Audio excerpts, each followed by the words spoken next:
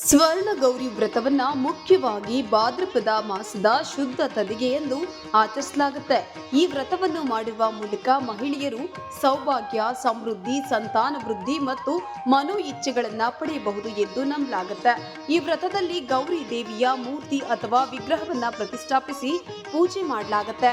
ನಂತರ 16 ಗಂಟುಗಳ ಗೌರಿ ದಾರವನ್ನ ಮಣಿಕಟ್ಟಿಗೆ ಕಟ್ಟಲಾಗುತ್ತೆ ಮತ್ತು ಕನಿಷ್ಠ 5 ಬಾಗಿನಗಳನ್ನು ತಯಾರಿಸಿ ದಾನ ಮಾಡಲಾಗುತ್ತೆ.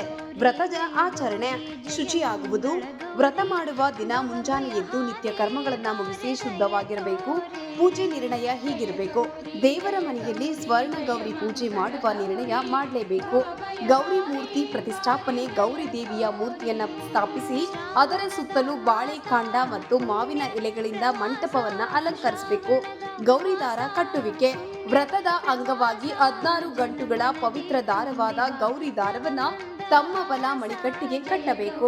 ಬಾಗಿನ ತಯಾರಿಕೆ: ಕನಿಷ್ಠ 5 ಬಾಗಿನಗಳನ್ನ ತಯಾರಿಸಬೇಕು.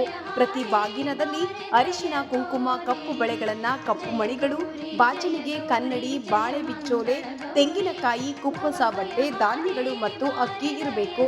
ಬಾಗಿನ ದಾನ ಹೀಗಿರಬೇಕು: ತಯಾರಿಸಿದ ಬಾಗಿನಗಳನ್ನ ಸಾಂಪ್ರದಾಯಿಕ ಮೊರದಲ್ಲಿ ದಾನ ಮಾಡಬೇಕು.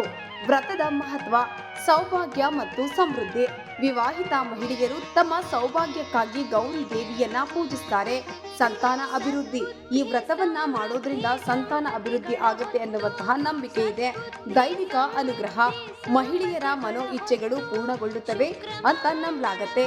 ಗಣೇಶ ಚತುರ್ಥಿಯ ಹಂಗ: ಗಣೇಶ ಚತುರ್ಥಿ ಹಬ್ಬದ ಸಂದರ್ಭದಲ್ಲಿ ಗೌರಿ ಪೂಜೆ ಒಂದು ಪ್ರಮುಖ ಆಚರಣೆಯಾಗಿರುತ್ತೆ.